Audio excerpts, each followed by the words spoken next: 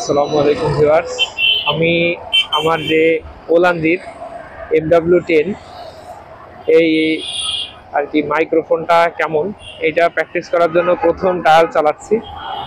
যদিও এর আগের ভিডিওটায় আমি দেখাইছি যে আমি ওইটা দিয়ে ভিডিও করছি, বাট ওটা ছিল শপের ভিতরে। তো এটা আমি রাস্তায় যেহেতু মোটর ব্লগ করব, সেই হিসাবে আজকে বের হলাম 10 নম্বরে যাব। একটু হালকা পাতলা একটু প্রবলেম হয়েছে আর কি স্যান্ডেল নিয়ে। তো স্যান্ডেলটা চেঞ্জ করার বিষয়ে পাই নাকি, এই জন্যই যাব। আর এই সময়ে ভাবলাম যে আমার মাইক্রোফোনটা চেক করছি, সেই হিসাবে দুই কাজ, যে বাইরের যে নয়েজ, এই নয়েজের ভিতরে মোটামুটি ভিডিওটা কেমন হয়, বিশেষ করে ভয়েস। আসলে একটা ভিডিওর কোয়ালিটি তো ভয়েসের উপরে খুব নির্ভর করে, ওইটা আর কি পরীক্ষা করা। সেই হিসাবে মোবাইল দিয়েই ভিডিও করতেছি। এখন দেখা যাক টোটাল আর কি এই নয়েজের ভিতরে, রাস্তাঘাটে তো ঢাকা শহরের নয়েজ, এর উপরে আর নয়েজ হয় না। সেই নয়েজের ভিতরে আমার অল্প টাকার যে মাইক্রোফোন সেটা কেমন আর কি সার্ভিস দিচ্ছে, বাট সেটা কেমন হচ্ছে সেটাই মূলত দেখব। মোটামুটি সামনে শেওড়াপাড়া, 10 নম্বর, বেশি সময় লাগবে না। ভিডিওটা খুব বেশি বড় করবো না, খুবই ছোট করে দেখবো যে আসলে এত নয়েজ, বিশেষ করে হর্ন এবং ভিকেলের যে একটা আওয়াজ ইঞ্জিনের, সব কিছুই আছে এর মধ্যে। আমি আমার আর কি মাইক্রোফোনটা ইউজ করতেছি বিশেষ করে ব্লগিং এর জন্য। আসলে ভয়েস যে একটা দেওয়া, সেক্ষেত্রে ভয়েস দেওয়ার ক্ষেত্রে একটা প্রবলেম হয় যে পরবর্তীতে ভয়েস দেওয়া, তাৎক্ষণিক ভয়েস দেওয়া, আসলে নিজের সামনে কিছু ঘটে যাওয়া, সামনের যা কিছু ঘটে সেটাই আসলে মোটো ব্লগিং এর অংশ।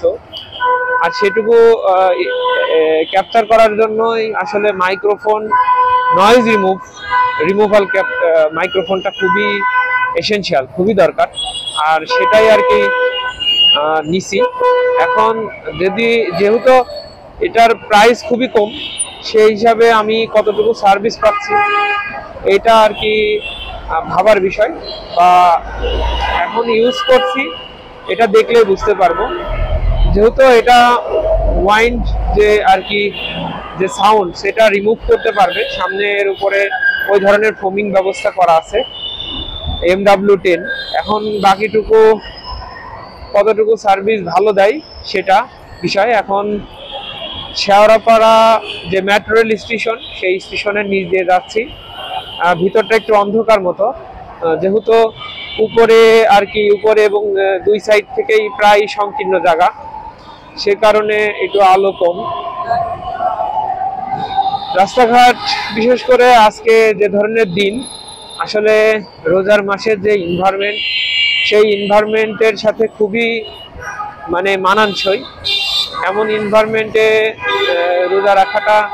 রোজা রাখতে পারাটাও মানে ভাগ্যের বিষয়।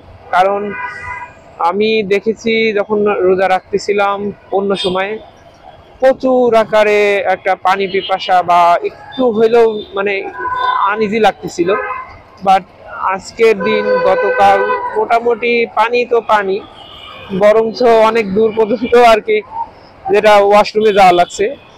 এটা একটা খুব ভালো দিক।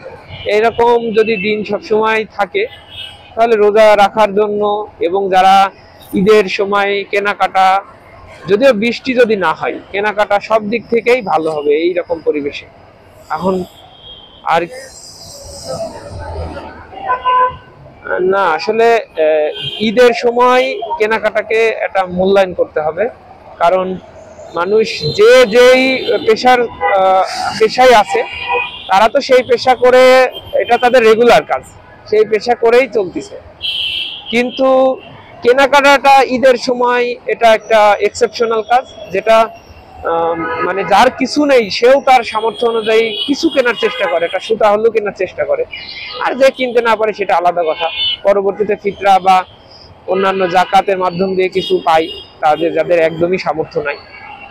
যাই হোক, বলতে বলতে কাজীপাড়া মেট্রো রেল স্টেশনের কাছাকাছি চলে আসছি। এখন মেট্রো রেলের স্টেশনের নিচেই আর কি বললে চলে। এর ভিতরে বাইরের পরিবেশ, আজকে যেহেতু শনিবার, সরকারি সাপ্তাহিক ছুটি, সেহেতু আর কি একটু যানজট কম আছে। এই শনিবার হওয়ার কারণে যে যানজট কম, সেটার আর কি সুফল আমরাও পাচ্ছি। খুব সহজেই চলে যাচ্ছি 10 নম্বরে।